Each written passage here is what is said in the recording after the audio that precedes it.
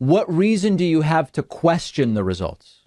Thousands and thousands of affidavits that have been submitted to my co-plaintiff under, they notarized and, the charge of perjury if you lie on this, that they saw things that were not right, conducted at a myriad of places, including the polling places, including ballot drop-off boxes. Nobody knows, and yet no one wants to look. David Pakman is once again getting annihilated on his own show. This time he got destroyed so bad on his own show, the David Pakman Show, that he actually ran away from the debate. He completely panicked. He changed the subject and ran away from this debate that he was getting absolutely shredded in. Let's get into this clip here where David Pakman gets once again destroyed on his own show by a base guest that he brought on, that he thought was going to be a layup, that he thought was going to be, an easy task for him to conquer. And David Pakman got absolutely humiliated. Let's check this out. Let's get into this clip here. And, everywhere suddenly because of the environment at that time. Wow, that is so, Mike, I don't want to let this slip because this is mind blowing. George Soros, who at the time of, I guess when this happened was 90, I think he's 92 now, 90-year-old George Soros obtained a private text communication that you had with someone else bemoaning the use of the N-word in rap music. Is that right? Yes. Wow. That is an incredible story. And then they take it and they go, look, see, white guy writes out the N-word and he's a racist. And then, wow. They just sort of cascade, and that's politics. It's almost unbelievable, to be perfectly frank. I think many in my audience will struggle to believe that.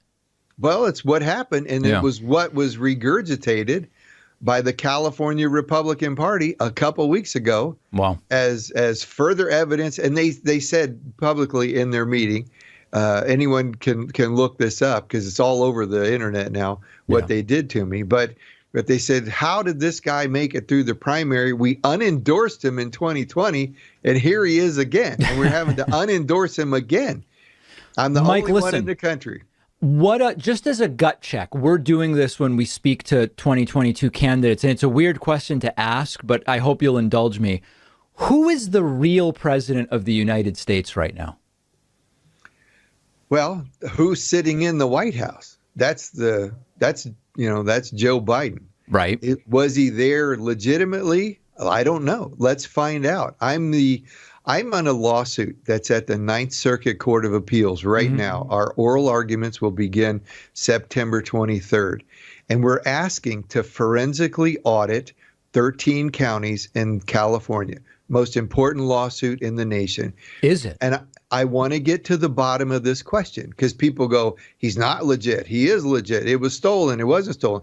Folks, nobody knows. Well, but hold on a second, Mike. Let's see if we can break that down, though, because... Well, I mean, the thing is, even if the election there was nothing nefarious going on, and nothing was stolen, no cheating happened, nothing like that. Let's just assume the best, okay?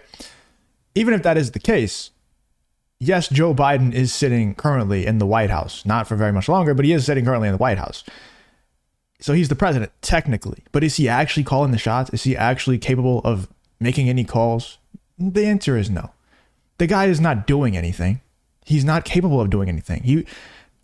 I forgot who said this. It might have been Patrick Bet-David. I forgot who said it. And I'm sure David Pakman would even agree with this.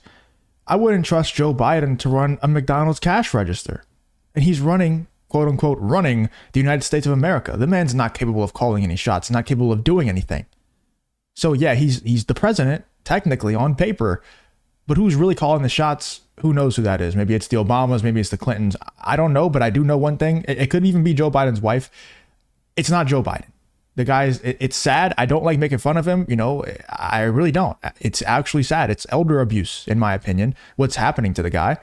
He's not capable. He's an empty vessel of a human. He's a very old man that very obviously has dementia or something wrong with his brain, but he's a vessel of a human. Empty vessel. And it's sad to watch, but there's no way that he is calling any sort of shots. There's no way that he's the president on paper, and that's it. He's a symbolic president. Somebody else is the actual president that is making moves. No doubt about it.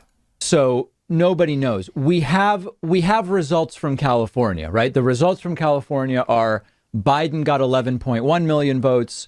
Trump got 6 million votes. Overwhelming victory for Biden. Those are the results we have.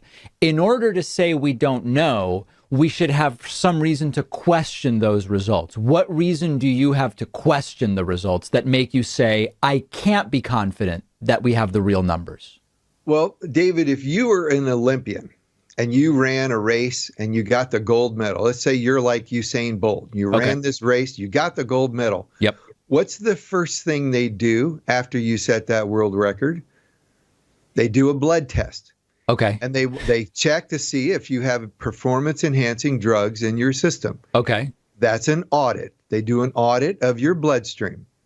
Why don't we do the same thing with the greatest race in the world, which is the U.S. presidential election? Well, I think one reason If you enjoy content like this, then make sure to leave a like and subscribe to the channel. It really does help me out a ton. Let's get back to the video. would be just the voter registration numbers in California are so lopsided towards Democrats that it's very hard to believe that there would be any real outcome there other than Biden easily winning. I mean, let me ask you a question. What do you suspect were the real results in California? I don't know. Okay, but it's a cop out to say you don't know. What reason do you have to question the results? Thousands and thousands of affidavits that have been submitted to my co-plaintiff under, the notarized and, the charge of perjury if you lie on this, that they saw things that were not right, conducted at a myriad of places, including the polling places, including ballot drop-off boxes. Nobody knows, and yet no one wants to look. And all I'm asking with my co-plaintiffs is, let's open the hood and let's actually see what occurred. Okay, but when you look at the voter registration numbers, even if there were tens of thousands or even hundreds of thousands of these instances, right? California, only 24% of registered voters are Republicans. There's just no way Trump could have won. Well, I'm not. Dude, it's besides the point. It's so crazy to me that people like David Pakman, that like they're arguing against election reform. Dude, it's very obvious. Anybody can see that there's our election system is extremely outdated. And for anyone who is going to argue against shoring up our election integrity, reforming the way that our elections are run, if you're arguing against that, you are on the bad side. You are a bad guy. You are someone who wants to who prefers the downfall of this country. And I'll stand by that, because there's no way, I don't care. Donald Trump won this past election. I wanted Donald Trump to win this past election. And I said, the first thing, the top priority, the day that Donald Trump won, the night I was on multiple live streams, hopping from live stream to live stream, every single time I got a chance to speak, I would say Donald Trump's number one priority needs to be election integrity. Because if you look at what happened in Florida, they had their votes in an hour after the polls closed. We knew exactly who was going to win. Not just Donald Trump, but also down ballot. And you look at Arizona, California, a lot of these swing states and blue states, they took weeks to get the president's, to get the actual presidential race numbers in. That's unacceptable. That's too much time. It's too much time, number one, just to wait in general, but it's also too much time for things to happen. People to lose boxes of ballots. People to switch out boxes of ballots. There's so many things that could happen. So that's too much time. And if you're saying that that's okay, if you're trying to defend that by saying, well, it wouldn't have changed the result of the election even if there was cheating, you are on the wrong side, because that's besides the point. Even the people who wanted Donald Trump to win this past election, they're still calling for election reform, because we just want elections to be, we want the election integrity to be at an all-time high. Like, that's all we want. We just want election integrity. That's it. We want the elections to be fair and just, and the person who actually gets the most votes or wins the Electoral College gets the White House. That's all we want. Whether or not we're on the winning side or the losing side, it's irrelevant. But these people, like David Pakman, because they won the election, they're trying to justify the fact that they don't want election integrity to be a priority. And that blows my mind, that there's half of America support people like David Pakman and like Destiny, who try their best to not push forward election reform. It is absolutely insane to me. I'm not saying that. I'm saying that, did you know this? Okay. There are 2.8 million more registered voters in California than there are citizens. No, that is absolutely untrue. We've got the data to prove it. Well, I hope you will send it to me. My co-plaintive is the Election Integrity Project, California. Okay. And they listen, because I don't have, I mean, I've not seen that. I mean, send it to me. Send it to me. You know, every state in which it has been claimed that there are more voters than citizens, it has been debunked.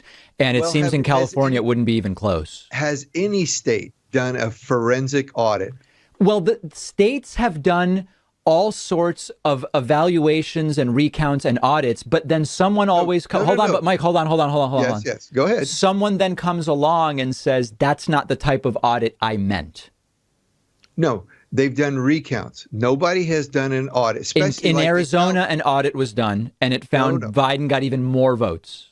The Arizona audit was not done properly. What we're looking for is this. We have three things in our complaint. Yeah. Here's the ballot. I want to look at the envelope, and then let's look at the machine. Okay. So they've had to look at they've safeguarded the images of the hard drives. We have the voter rolls, and let's compare all four of those. All right. Well, let's do that. We're not going to be able to do it today. So in the interest of... we can start today. We can start, no, I mean, you and I won't be able to. Now, listen, I want to ask you something. There's this guy who my audience knows him as Mike Pillow. He's the CEO of My Pillow, Mike Lindell. But as a shorthand, we'll sometimes call him Mike Pillow or even just Pillow. Everybody knows who he is.